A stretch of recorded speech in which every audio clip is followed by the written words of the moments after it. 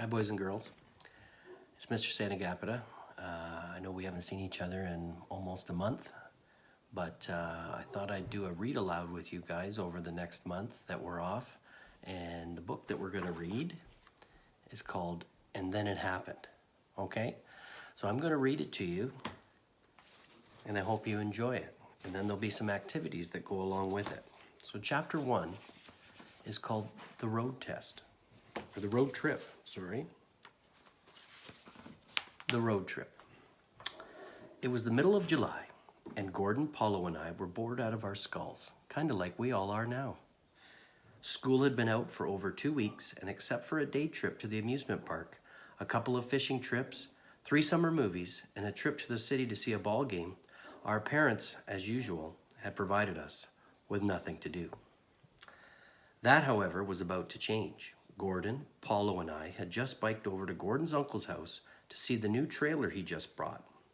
It was a huge 25-foot trailer and was literally a house on wheels. There was a full-size bathroom, 2 bedrooms, a living room, and a kitchen. It had every kind of luxury imaginable. "Wow, Uncle Ivan," exclaimed Gordon. "What a great motorhome. Where are you going to go with this thing?" "Well, that's why I invited you 3 over to have a look at it. Your Aunt Jennifer suggested that we take you and your friends on a trailer trip out west for a couple of weeks. What do you think?" asked Uncle Ivan. Immediately, our faces fell. A 2-week trailer trip with Gordon's uncle sounded awesome, but we all knew that our parents would never let us be away from home for that long. They'd miss us and worry about us every minute. They would never let us out of their sight for 2 whole weeks. We sadly explained this fact to Uncle Ivan, making it very clear that we really wanted to go, but that it was probably out of the question. "That's too bad," replied Uncle Ivan. "I wish I'd known that earlier. We invited your parents over tonight to run the idea by them. I was sure they wouldn't mind. They should be here any minute." With that, Uncle Ivan went back into the house to help Aunt Jennifer get ready for their company. Gordon, Paulo, and I explored the motorhome and admired it. "This place is better than my house," said Paulo. "Mine too," I echoed. "Look at the size of that TV screen." "Yeah, it's too bad we can't go on the trip with them," said Gordon, shaking his head. Just then, we noticed our parents arriving. They got out of their cars, stopped briefly to admire the motorhome from the outside, and then rang the front doorbell. The door was opened by Aunt Jennifer, who invited them all inside. "Hey, look," observed Gordon. "The living room window is open. Let's go spy." Quietly, we climbed out of the trailer and scurried across the lawn. We ducked down behind the front bushes and listened to the conversation inside the house. We heard Uncle Ivan explaining that he and Aunt Jennifer wanted to take the 3 of us out west with them for 2 weeks. The next thing we heard was the unmistakable sound of glasses clanking together and palms being slapped in high fives. "Woohoo!" cheered the female voice that sounded suspiciously like my mother. Curious, we peered over the window ledge and were surprised to see grins of sheer delight on all of our parents' faces. Gordon's dad raised his arms for silence. When the other adults finally calmed down, he said, "Ivan, I think I speak for all of us when I say that the boys are all yours for the next 2 weeks." "What the heck? Make it 3 weeks if you like." Early the following Saturday morning, we waved goodbye to our families as Uncle Ivan backed the 25-foot motorhome out of the driveway and we headed west.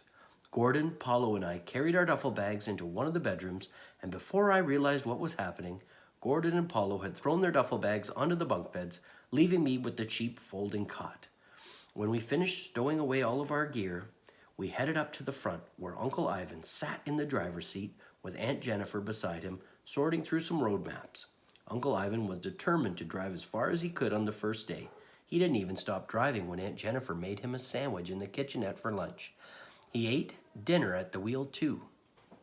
Gordon, Paulo, and I passed the time by watching movies on the big screen TV, and when it grew dark out, we headed to our bedroom and soon fell asleep. Around 11 o'clock, Aunt Jennifer told Uncle Ivan she would take a turn driving.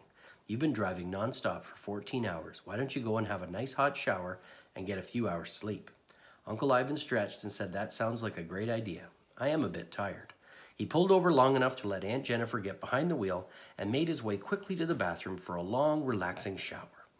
As Aunt Jennifer drove on, she became aware of a tapping sound on the outside of the trailer. The sound didn't stop, and after a few kilometers, she pulled over to the side of the road to investigate. Taking a flashlight, she circled the motorhome until she discovered the source of the sound. One of the straps that held our bikes in place had come loose. She quickly fastened it and headed back toward the cab of the motorhome. At the same instant, Uncle Ivan emerged from the shower and realized that the motorhome was no longer moving. Curious, he glanced around for Aunt Jennifer. Not seeing her anywhere, he grabbed a towel, wrapped it around his waist, and stepped out the back door of the motorhome, quietly closing the door behind him so not to wake Gordon, Paulo, and me. And then it happened. At the opposite end of the large motorhome, Aunt Jennifer climbed back into the cab, started the engine, and took off down the highway, leaving Uncle Ivan stranded by the side of the road, swatting thirsty mosquitoes and wearing nothing but a towel. Hour after hour, Aunt Jennifer drove on. I hope Ivan's having a nice nap, she thought. He looked awfully tired. As Gordon and Paulo slumbered peacefully on their comfortable bunk beds, and I tossed and turned on my cheap cot, I was awakened by the sound of a police siren. It was very close, and Gordon and Paulo awoke too. "I'll bet your uncle's speeding," said Paulo sleepily. The three of us stumbled toward the cab to watch the excitement and were surprised to see Aunt Jennifer behind the wheel, being pulled over by a police car with its lights flashing and siren blaring. The motorhome came to a stop. A large policeman approached our motorhome and shone a flashlight into the cab. Aunt Jennifer lowered the window, asking, "I'm sorry, officer. I wasn't speeding, was I?" in the sweetest voice. "No, ma'am. I pulled you over for an entirely different reason," said the officer. "You see, I have a naked man in the back of my cruiser who claims he knows you people." Gordon, Paulo, and I glanced at each other. A naked man who claims to know us. Before Aunt Jennifer or the policeman could stop us, we ran out of the motorhome to get a better look at this sicko and tell him a thing or two. We rushed toward the police car and pressed our faces against the back window to get a good look for ourselves. We were shocked to see a very angry Uncle Ivan, wrapped in a towel, glaring back at us. "Bedtime, boys," yelled Gordon, and the three of us hightailed it back to our bedrooms and locked the door, leaving Aunt Jennifer, Uncle Ivan, and the policeman to sort it out. That's the end of chapter 1. We'll be back with chapter 2 in the next couple days.